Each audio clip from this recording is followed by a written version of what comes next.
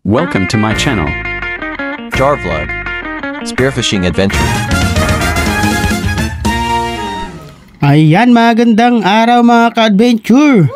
It's another day, another adventure mga ka-vlog. Ayan, ito yung panibagong araw natin mga ka-adventure. Tayo po'y lalaot ulit. Susuungin natin ang malakas na hanging amihan.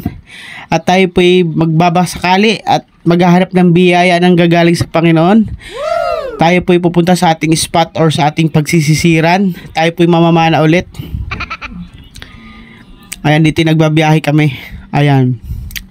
Thank you very much sa mga walang sawang pagsuporta at pag-subscribe sa ating channel. Ayan. Abang-abang po kayo lagi sa mga panibagong video natin or mga vlog natin. Ito yung unang dive natin. Unang kita natin ay malaking danggit or tambol. Ang hunting natin ngayong gabi na to is mga danggit or tambol dahil palubugin yung buwan. Sumunod naman, meron ako nakita diyang malaking kahoy sa ilalim ng dagat or puno na tumba. Dito ay may nakatira or may nag-aaligid na dalawang pusit na malaki. Pinahana ko yung pusit na malaki kaso lang nakawala. Dito ay mahina na kaya sinundan ko siya. Natamaan ko siya sa medyo part ng ulo niya kaya parang mahina na siya.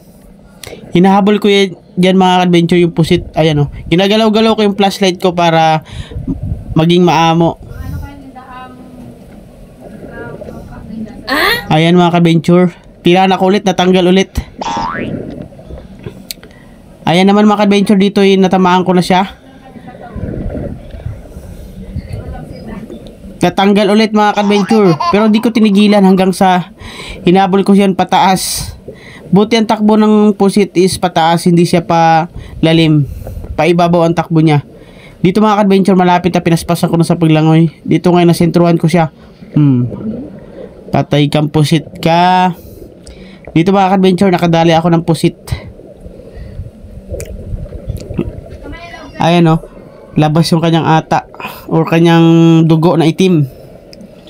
Nakadali tayo ng malaking pusit. Dalawa yan mga ka-adventure, nadali ko dyan. Thank you Lord. Ayan, ang laki ng pusit. Mahal pa naman ang kilo ng pusit ngayon. Umaabot ng 500 yung kilo nito. Pusit tunay o chocolomot kung tawagin.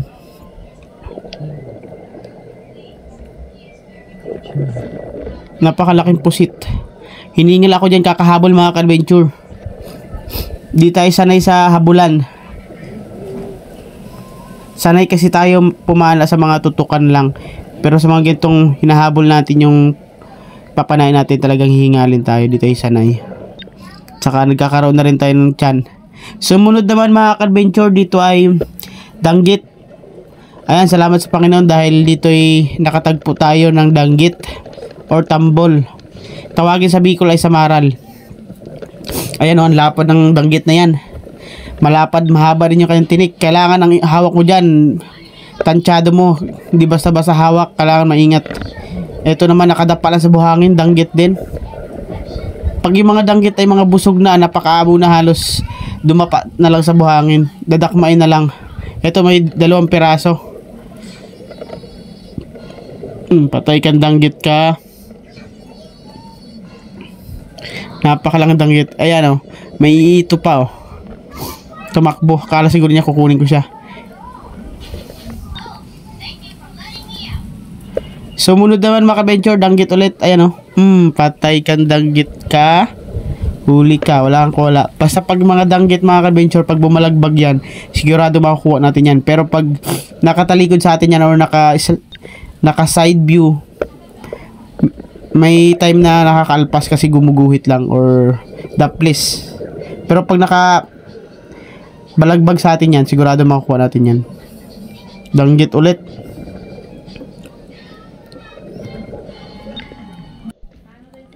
Ayan mga ka-adventure, dito sa damuhan o sa may mga sanga-sanga, napakalapad na danggit ulit.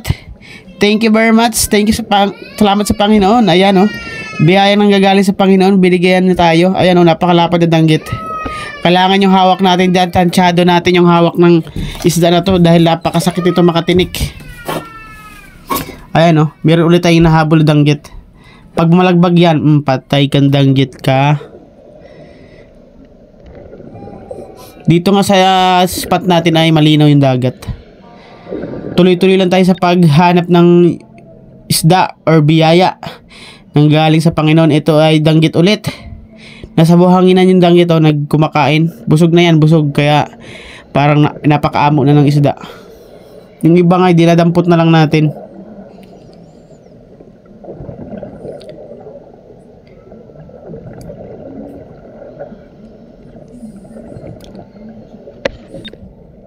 Ayan, sumunod. Danggit ulit. Malapad na danggit ulit. Nakasandala sa bato. Patay kang danggit ka. Sarap niyan ulam, paksiw, sabaw. Kilaw. Kinikilaw din na pala namin yan. Sa iba, hindi nila kinikilaw. Sa amin, kinikilaw namin yung danggit. Ayan, nakadapa ulit na danggit. Patay kang danggit ka.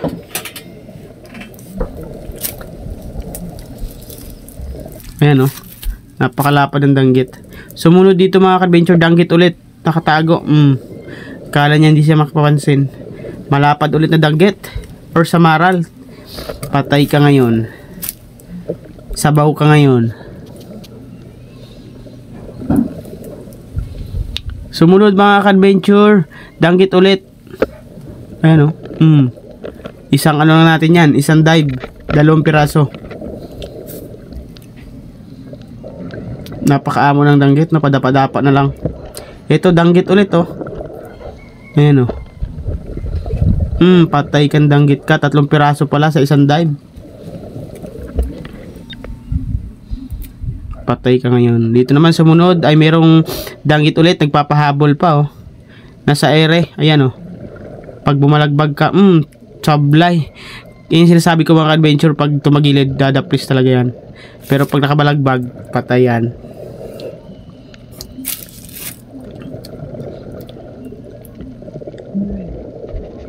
Dito mga adventure, para hindi makalpas yung isda, yung dulo ng pana ididikit mo sa bato. Ayun mga adventure, dito naman may nakita tayo isang tag nito, yung parrot fish. Kukunin natin yan dahil uulamin natin. Masarap kasi ang mga ganyang kulay dilaw. Tumakbo nga lang, nakalpas. Pero hinanap natin yan kasi medyo na malaki. Pumasok sa loob ng bato. Dito yung nakikita ko yung buntot, kaya pumunta ako dun sa kabilang bato. Ayun. Patay ka ngayon. Masarap sabawin niya yung ganyang kulay dilaw. Ha?